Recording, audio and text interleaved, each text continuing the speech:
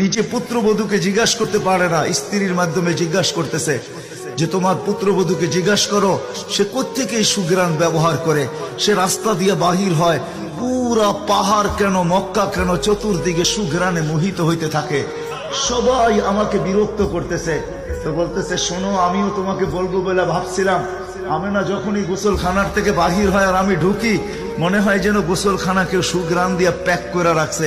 আমি জিজ্ঞাসা করব কিন্তু ভাবতে লজ্জায় জিজ্ঞাসা করতে পারতেছি না যে এক তো স্বামী হারা পুত্রবধূ, স্বামী নাই, বড় দুঃখী। আমি তাকে জিজ্ঞাসা করব তো জিজ্ঞাসা করব কি করে? চলো দুইজনে মিলেই জিজ্ঞাসা করি। আমেনাকে ডাইকা জিজ্ঞাসা করতেছে, বেটি জিজ্ঞাসা করার ছিল না, কিন্তু সমাজে মুখ দেখাইতে পারতেছি না, তোমার এই শরীর থেকে সুগ্রাণ কি করে বাহির হয়, সুগ্রাণ ছড়ায় কি করে, তুমি কোত্থেকে খুশবু আনো, সুগ্রাণ আনো আর লাগাও যে তুমি বাহির হইলে চতুর্দিকে মোহিত হইতে থাকে। তো আমেনা ওইখানে থুতু নিক্ষেপ করে আর বলে আম্মা শরীর থেকে না, থুতু মারতে দেরি, সুগ্রাণ তুফানের মতো বাহির হইতে দেরি হয় নাই।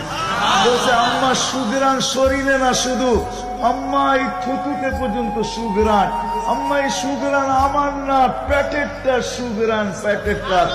আম্মা বলার ছিলাম না, তোমরা বাধ্য করতেছো। যেদিন পেটে আসছে ওই দিন তো ঘরের দেওয়াল পর্যন্ত আমাকে সালাম দিতেছে, তোমাদের এই গোলনের বাজুর কণা পর্যন্ত আমাকে সালাম দিতেছে।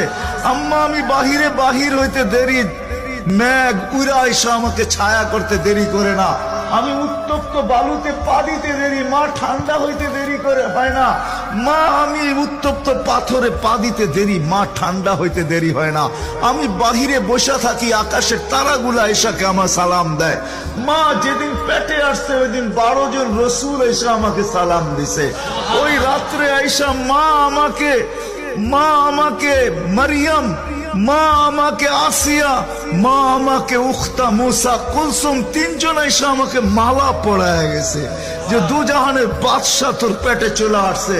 মা শুধু এইখানেই ক্ষান্ত না, আমি যখন বাহির হই তো বারুর করা পর্যন্ত আমাকে সালাম দিতে থাকে। কুয়ার পাশে যখন যাই মা, তো আমাকে আর রশি দিয়া, ওই দিনের পর থেকে আজ পর্যন্ত রশি দিয়া পানি উঠাইতে হয় নাই।